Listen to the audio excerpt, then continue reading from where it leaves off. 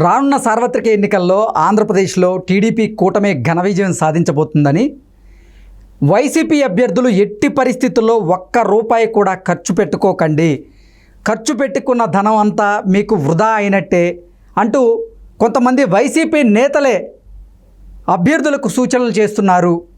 అందుకే అభ్యర్థులు కూడా ఇప్పుడు ఎన్నికల్లో ఖర్చు చేసేందుకు వెనకాడుతున్నారు అంటూ ఒక వార్త సోషల్ మీడియా వేదికగా చక్కర్లు కొడుతున్నటువంటి నేపథ్యంలో ఈ అంశం మీద మనతో చర్చించేందుకు ప్రముఖ రాజకీయ విశ్లేషకులు కృష్ణకుమారి గారు మనతో ఉన్నారు. మేడంతో మాట్లాడదాం. మేడం నమస్తే. మేడం నమస్తే.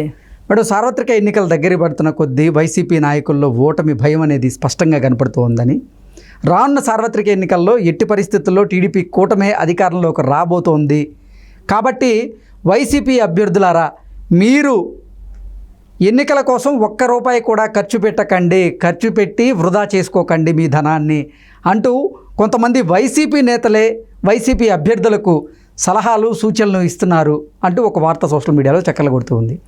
ఏడు మేడం, దీని మీద మీ విశ్లేషణ ఏంటి? ఖర్చు పెట్టిన డబ్బులు వేస్ట్, ఎవరు డబ్బులు కూడా తీయట్లేదు అనేది వచ్చింది. ఇలాంటి సిమిలర్ ఇష్యూనే తెలంగాణలో కూడా వచ్చింది. చివర్లో డబ్బులు తీయడం ఆపేశారు ఎవరు, టీఆర్ఎస్ వాళ్ళు. వాళ్ళకి అర్థమైపోయింది మనం గెలవటం కష్టం, డబ్బులు పోగొట్టుకోవటం అనవసరం అని చెప్పి డబ్బులు ఖర్చు పెట్టలా. ఈ పరిస్థితుల్లో ఇలాంటి పరిస్థితి ఇప్పుడు ఆంధ్రప్రదేశ్లో పునరావృతమైంది. దీన్ని బట్టి మనం అర్థం చేసుకోవచ్చు.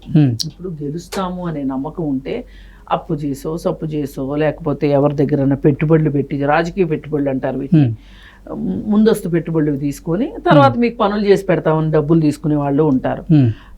సరే నా దగ్గర ఇంత ఉన్నాయి, తీసుకో, ఖర్చు పెట్టుకో, రేపు నాకు అవసరమైనప్పుడు ఉపయోగపడు అని స్వచ్ఛందంగా ఇచ్చేవాళ్ళు కూడా ఉంటారు. ఇలాంటి వాళ్ళు ఎవరికి ఇస్తారంటే గెలుపు గుర్రాలకే ఇస్తారు. వాళ్ళకి పార్టీలతో సంబంధం లేదు. వీళ్ళు గెలుస్తారు అంటే రేపు ఉపయోగపడతారు కాబట్టి ఇస్తారు. ఇలాంటి పరిస్థితులు ఉంటాయి.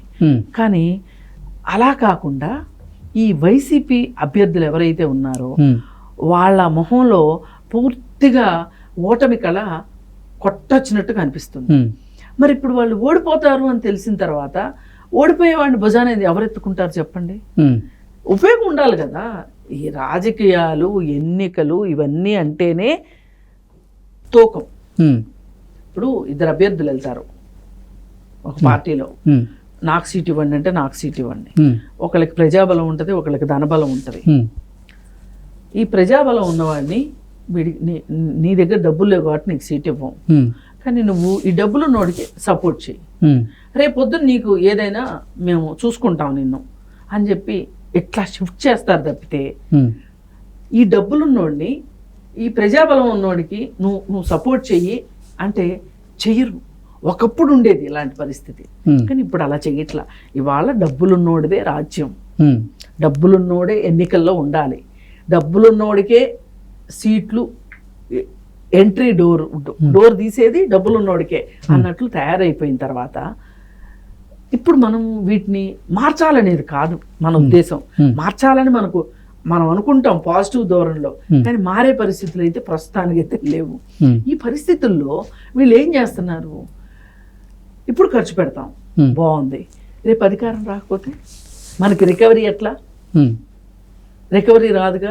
అందుకని వీళ్ళు ఏం చేస్తున్నారు అంటే ఈ డబ్బులు పెడతాము అని చెప్పిన వాళ్ళు కూడా అభ్యర్థుల పక్కన ఒట్టి చేతులతో తిరుగుతున్నారు. అంటే కొంతమంది వైసీపీ ఇన్ఛార్జీలు ఎన్నికల ప్రచారంలో పాల్గొంటున్నటువంటి నేపథ్యంలో అభ్యర్థుల తరపున కొంతమంది గ్రామస్తులు, ఏమయ్యా రేపు జరగబోయేటువంటి ఎన్నికల్లో కూటమి అధికారంలోకి రాబోతుంది, మీరు ఎందుకు ఓటు వచ్చి మమ్మల్ని అడుగుతారు, మేము అడిగినా వేసే పరిస్థితి లేదు, జగన్మోహన్ రెడ్డి ఏం పరిపాలన చేశాడని అర్థం అంటూ వైసీపీ ఇన్ఛార్జీలను వీరు ప్రశ్నిస్తున్న నేపథ్యంలో వైసీపీ ఇన్ఛార్జీలే అభ్యర్థులకి ఒరే వద్దురా నాయన, మీరు అసలు ఖర్చు పెట్టుకోమాకండి, ఖర్చు పెట్టుకున్న అంతా వృధా అయ్యే పరిస్థితులు ఉన్నాయి అంటూ సలహాలు ఇస్తున్నట్లుగా కొన్ని వార్తలు వస్తూ ఉన్నాయి. ఇప్పుడు కీలకం ఏంటి అంటే ప్రజలకి అభ్యర్థులకి మధ్యలో కీలకమైన వ్యక్తులు, వారధులైన వ్యక్తులు వీళ్ళే, ఇన్ఛార్జీలే.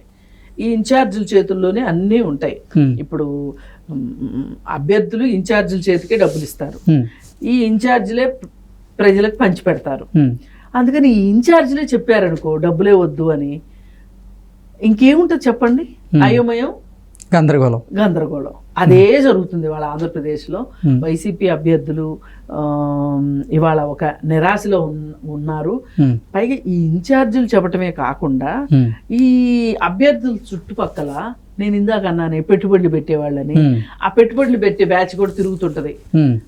ఇక్కడ కూడా చక్కర్లు కొడుతుంటారు, అక్కడ చక్కర్లు కొడుతుంటారు. వాళ్ళు ఎవరు గెలుస్తారంటే వాళ్ళకి డబ్బులు పెట్టుబడి పెడతారు. అలాంటి వాళ్ళు కూడా ఇవాళ ముందుకు రాని పరిస్థితి.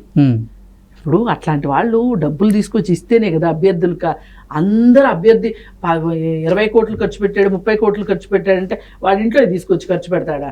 ఇట్లాంటి వాళ్ళందరి దగ్గర నుంచి తీసుకునే ఖర్చు పెడతాడు.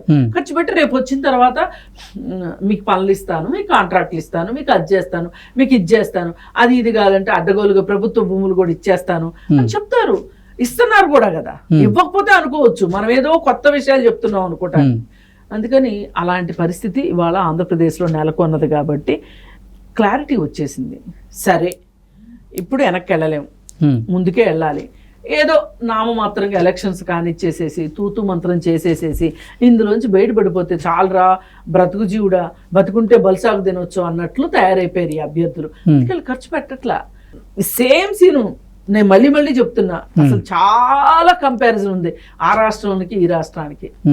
చాలా కంపారిజన్. అసలు ఎన్నికల కంటే ముందే వైసీపీ అభ్యర్థులు చేతులు ఎత్తేస్తున్నారా? మరి అది వెళ్తూ ఉంటే వాళ్ళకి పల్స్ తెలుస్తుంది. వాళ్ళు ప్రజల్లోకి వెళ్తున్నారు కదా, ఇప్పుడు కదా వాళ్ళు ప్రజల్లోకి వెళ్తున్నారు.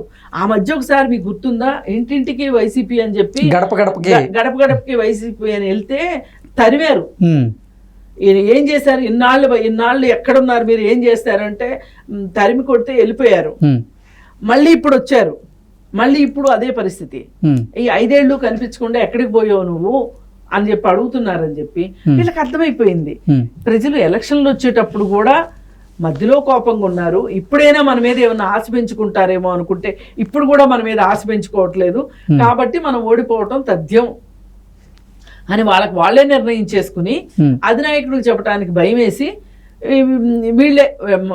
వీళ్ళతో వీళ్ళు మాట్లాడుకుంటూ ప్రచారాలు చేస్తున్నారు. అంతకంటే వేరే ఏమి లేదు. ఇవన్నీ మొక్కుబడి ప్రచారాలే జరుగుతున్నది. ఓట్లు అడిగే దగ్గర కావచ్చు, ఎక్కడైనా కావచ్చు. ఇప్పుడు రోజా వెంబట కూడా ఎవరు లేరు, సరైన ఒకప్పుడు ఆమెతో పనిచేసిన వాళ్ళు ఎవరు లేరు అని చెప్తున్నారు. చూసారా, ఇదే పరిస్థితి చాలా మంది నాయకుల్లో ఉంది. చాలా మంది నాయకులకి ఇలాగే జరుగుతుంది. రోజాకు ఒక్కదానికే కాదు, అయితే రోజా విషయం ముందు వచ్చింది బయటికి, కానీ చాలా మంది విషయం ఇలాగే జరుగుతుంది. మరి ఈ పరిస్థితుల్లో పైగా తెలుగుదేశం ఈసారి ఎక్కడికక్కడ బాగా ధీటైన అభ్యర్థులను పెట్టింది. పైగా ఈ రీషఫలింగ్ ఇవన్నీ చేశాడు చూసారా జగన్మోహన్ రెడ్డి, అది కూడా బాగా దెబ్బ కొడుతుంది. ఇప్పుడు ఆయన నియోజకవర్గాలు మార్చాడు కదా, అభ్యర్థులు మార్చమంటే నియోజకవర్గాలు మార్చాడు కదా, అది కూడా బాగా దెబ్బ కొడుతుంది. ఎందుకంటే వాళ్ళ నియోజకవర్గంలో ఎక్కడ ఏముంది, ఎవరు ఎక్కడున్నారు, వాళ్ళతోటి ఎవరితో చేయించుకోవచ్చు పని అనే ఒక ఈజ్ ఉంటుంది వాళ్ళకి. ఇప్పుడు ఒక సామెత ఉంది, ఉన్నూరోడికి శ్మశానం అంటే భయం అంట, పక్కూరోడికి నీళ్ళు అంటే భయం అంట, నది అంటే భయం అంట. ఎందుకంటే వీడికి అది శ్మశానం అని తెలిసి శ్మశానంలోకి వెళ్ళడు ఉన్నూరోడు. పక్కూరోడికి ఆ నీళ్ళు ఎన్ని ఉన్నాయో తెలియదు, ఎంత లోతుందో తెలియదు అని నీళ్ళలోకి దిగడు. కానీ ఆ శ్మశానం అని తెలియక పక్కూరోడు వెళ్ళిపోతాడు శ్మశానంలోకి. ఉన్నూరోడు ఏం చేస్తాడు, శ్మశానంలోకి వెళ్ళగానే నీళ్ళలోకి వెళ్తాడు, ఎందుకంటే ఎంత లోతుంటుందో తెలుసు కాబట్టి. అట్లాంటి పరిస్థితిలో ఇవాళ వైసీపీ అభ్యర్థులు కొట్టుమిట్టాడుతున్నారు. వాళ్ళకి తెలియని నియోజకవర్గం, అక్కడి నుంచి కోఆపరేషన్ ఉంటుందో తెలీదు, నాన్ కోఆపరేషన్ ఉంటుందో తెలీదు, ఏమవుతుందో అగమ్య గోచరం. అంటే జాతీయ మీడియా సంస్థలకి జగన్మోహన్ రెడ్డి ఇంటర్వ్యూలు ఇస్తూ 175 నియోజకవర్గాల్లో జగనే కనపడతాడు, 25 పార్లమెంటు స్థానాల్లో జగనే కనపడతాడు, ఆంధ్రప్రదేశ్లో వైసీపీ గెలిచినా ఓడిపోయినా బాధ్యత నాదే అంటూ జగన్మోహన్ రెడ్డి ప్రతి నియోజకవర్గంలో జగన్మోహన్ రెడ్డిని చూసే ఓటేస్తారు అన్నట్లుగా ఆయన జాతీయ మీడియా సంస్థకి ఇచ్చినటువంటి ఇంటర్వ్యూలో చెప్తూ ఉన్నాడు. ఇప్పుడు నేను మీకు అవిభక్త కవలలని చెప్పాను ఇందాక, ఆ అవిభక్త కవల కూడా ఇలాగే చెప్పాడు. నన్ను చూసేస్తారు ఓట్లు, కేసీఆర్ను చూసేస్తారు ఓట్లు అని చెప్పాడా లేదా? వేసారా? మరి ఇక్కడ కూడా జరగబోయేది అదే. ఇక్కడ ఈయన ఏం మాట్లాడాడో అప్పుడు ఇప్పుడు అదే మాట్లాడుతున్నాడు. ఇక్కడ ఏం జరిగిందో హైదరాబాద్లో అక్కడ అదే జరగబోతుంది. Okay madam, thank you so much. Thank you.